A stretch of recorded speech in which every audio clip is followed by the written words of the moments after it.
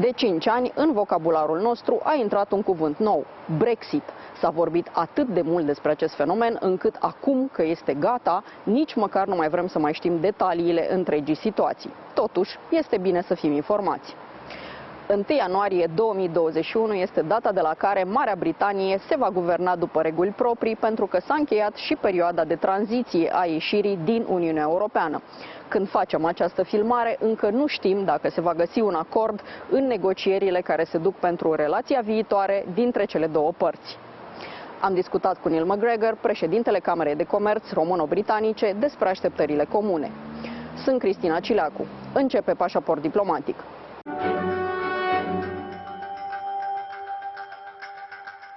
Neil McGregor, President of the Romanian British Chamber of Commerce, welcome to Diplomatic Passport. Thank you very much. And thank you for welcoming us in your home to have this beautiful view as background for our interview. You're very welcome. One place where we can talk in the open air with social distancing, but you can see each other's faces. A fi sau a nu fi acord? Aceasta e întrebarea oarecum shakespeariană pe care și-o pun oficialii europeni și britanici implicați în negocierile pentru Brexit. Anul trecut a fost dedicat perioadei de tranziție, conform înțelegerii între cele două părți care au parafat ieșirea Marii Britanii din Uniunea Europeană pe 29 ianuarie 2020. Acest timp era necesar pentru ca toată lumea să își regleze sistemele, astfel încât să poată funcționa separat. Dar cea mai importantă parte a întregului proces era legată de negocierile pe care UE și Regatul Unit le-au avut de purtat pentru a stabili cum va arăta relația dintre ele pe viitor.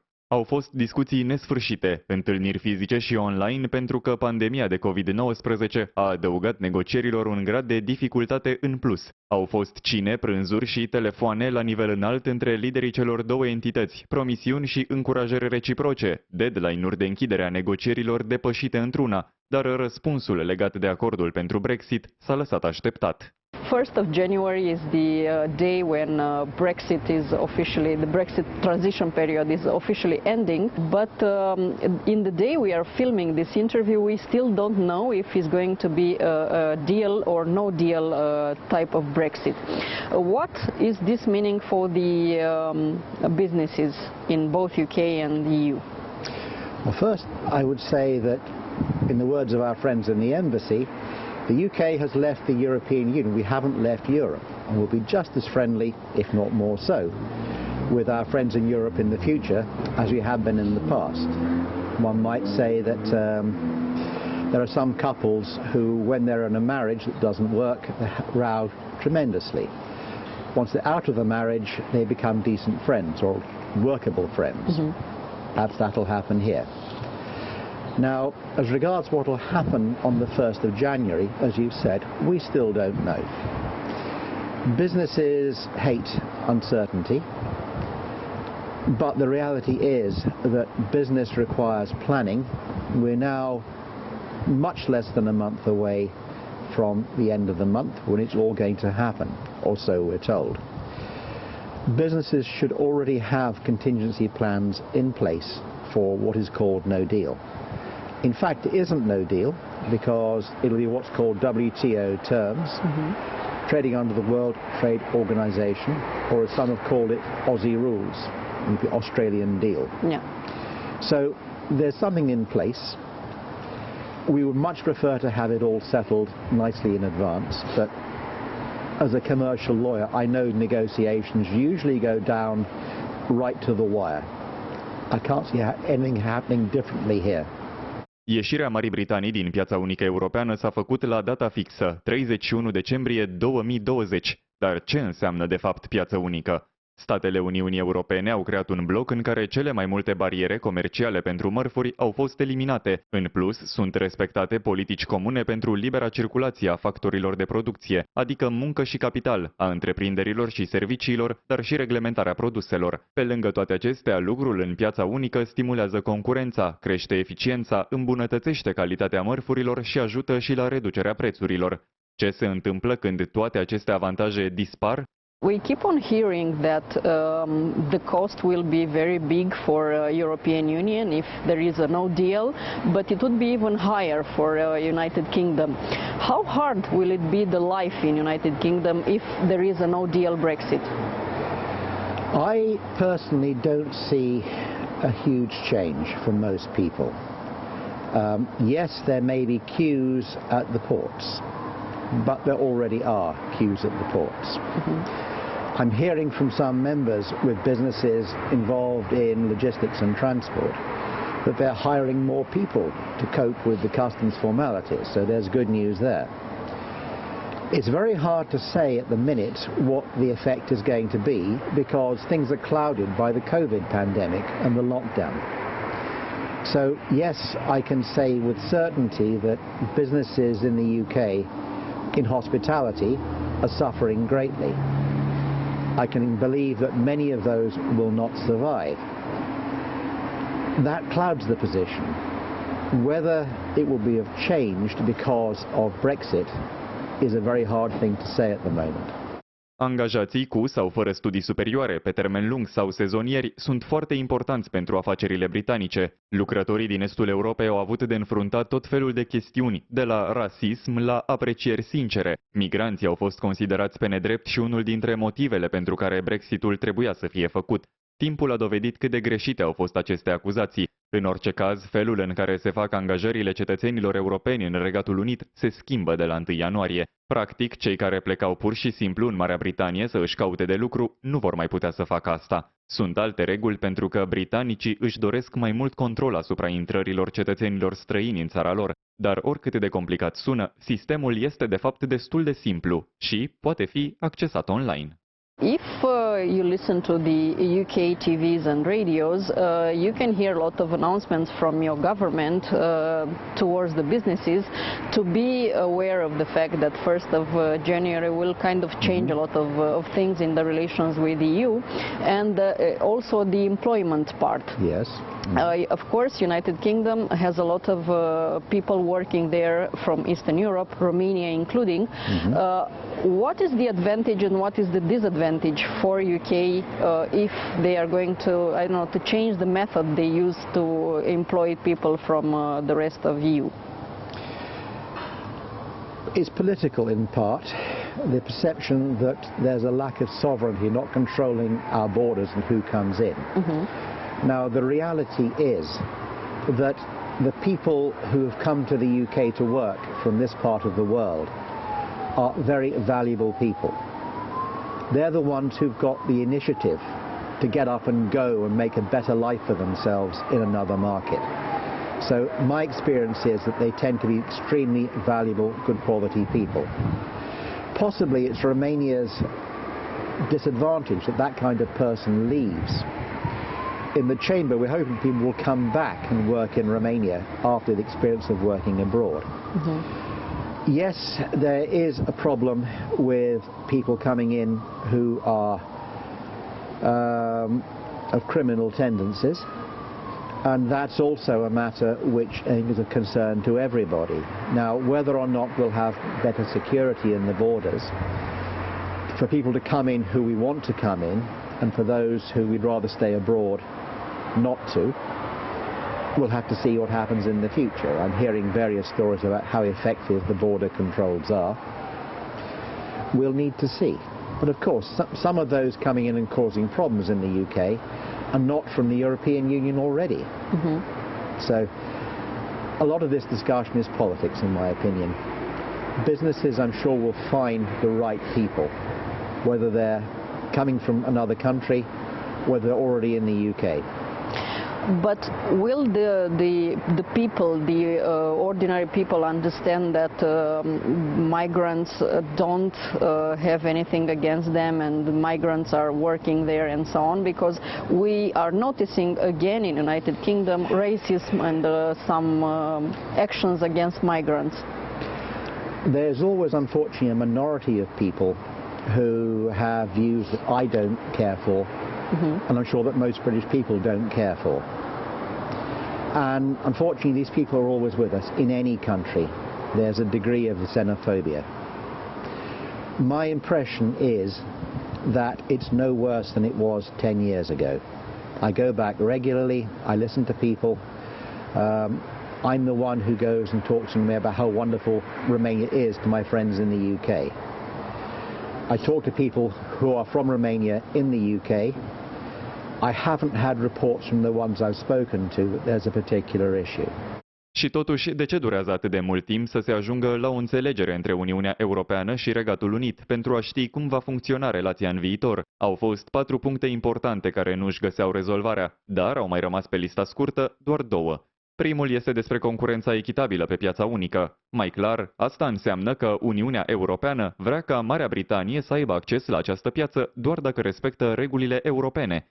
De cealaltă parte, britanicii spun că tocmai asta i-a făcut să iasă din blocul comunitar, faptul că au vrut să aibă libertatea să-și facă singuri regulamentele. Mai mult, spun ei, Uniunea Europeană dă dovadă de lipsă de flexibilitate, pentru că a demonstrat că poate lucra diferit în aceeași chestiune cu Australia, de exemplu. Australienii au într-adevăr parteneriate comerciale cu UE, dar negociază din 2018 un acord cuprinzător pentru liberul schimb. Mare parte din schimburile comerciale europeano-australiene se face după normele Organizației Mondiale a Comerțului. Let's get back a bit to the long negotiations for the Brexit deal, and in this very moment while we are speaking there are still 2 important points on the negotiation list, and the first one is the level playing field. That means that United Kingdom wants to have its own rules and regulation in order to work with the European market, and the other way around, European market is not so willing to accept this for UK. What could be the compromise in order to have this deal done? I would have thought there is an obvious compromise, as with every other deal that the EU has with a third-party country.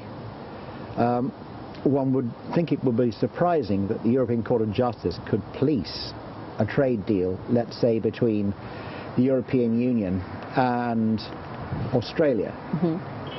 So the view that's taken in the UK is there are other ways of policing trade deals other than using the European Court of Justice.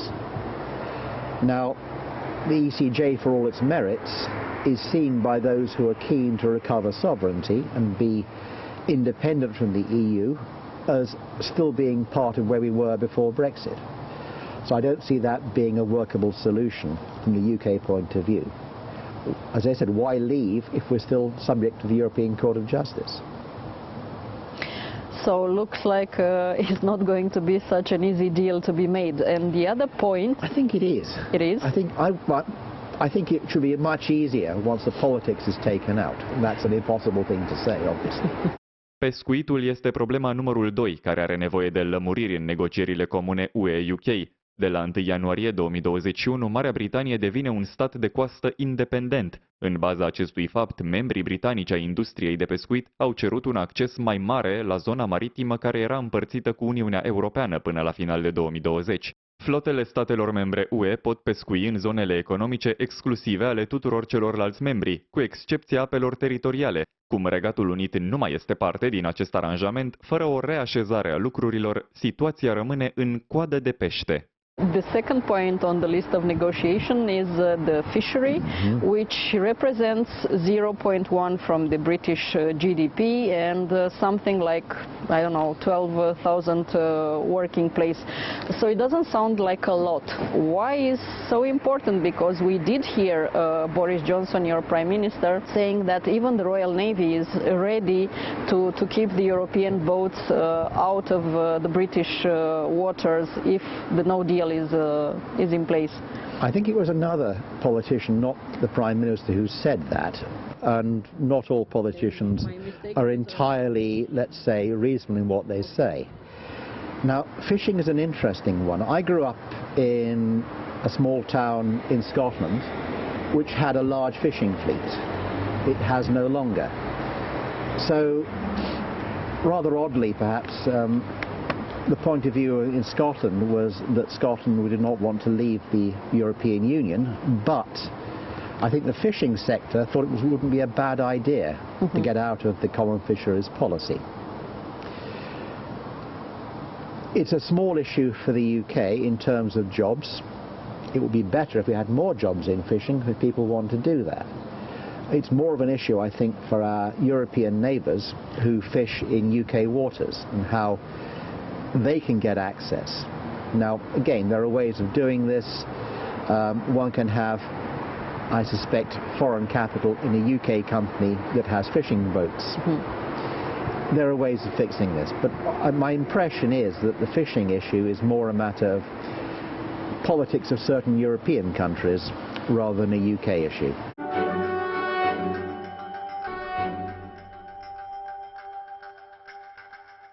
România devine un loc special pentru britanicii care o descoperă ca vizitatori, dar este și un loc în care oamenii de afaceri din Regatul Unit constată că pot investi fără prea multe bătăi de cap și că au parte de multe avantaje. Depinde doar de noi să menținem activ acest interes.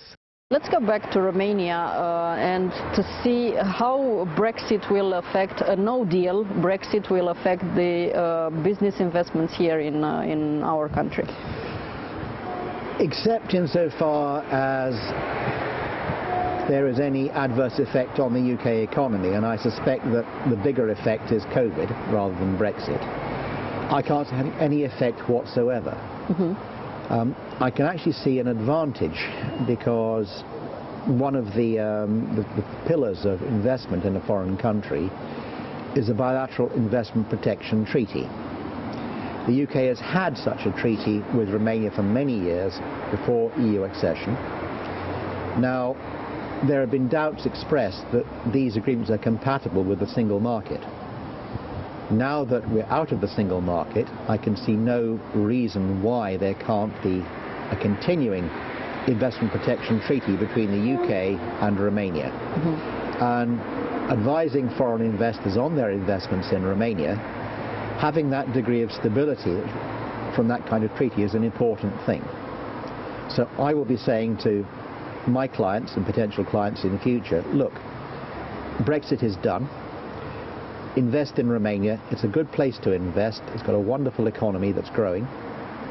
And any concern you have about stability can be protected by the fact there is a bilateral investment protection treaty. So the UK is a good place to invest from into Romania. Just as important is the double taxation treaty. Again, nothing to do with Brexit. Those are the two key things, in my opinion, for investors from the UK looking to invest in Romania. So your prediction will be that the investments from United Kingdom to Romania will grow after Brexit? That really depends upon whether Romania is seen as a good place to invest in.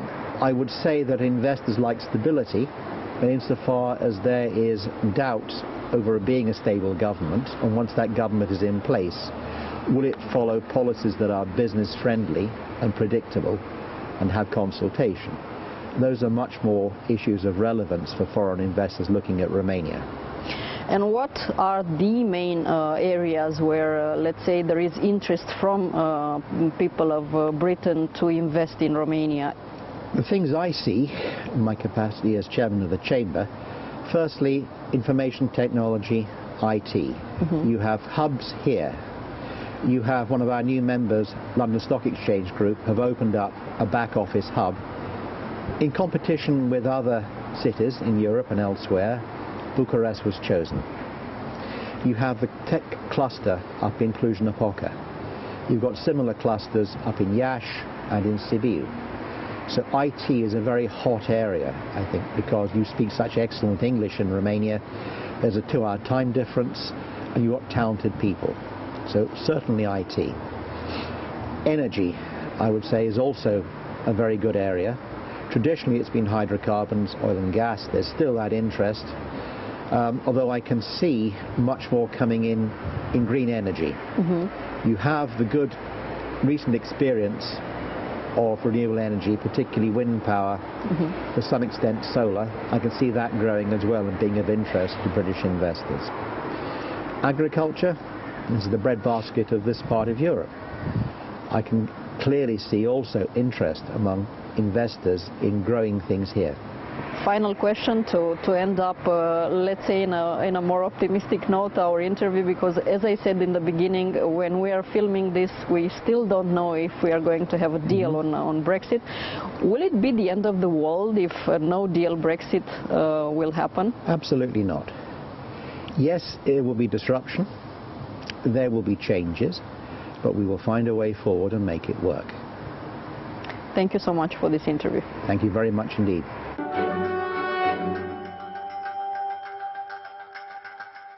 Atât pentru astăzi, dar rămânem în continuare online pe pagina de Facebook a emisiunii și pe contul nostru de Twitter. Revenim cu subiecte noi din lumea diplomației și a politicii externe vinerea viitoare de la 11:30 și în reluare sâmbătă de la 22:30. Să avem un an mai bun!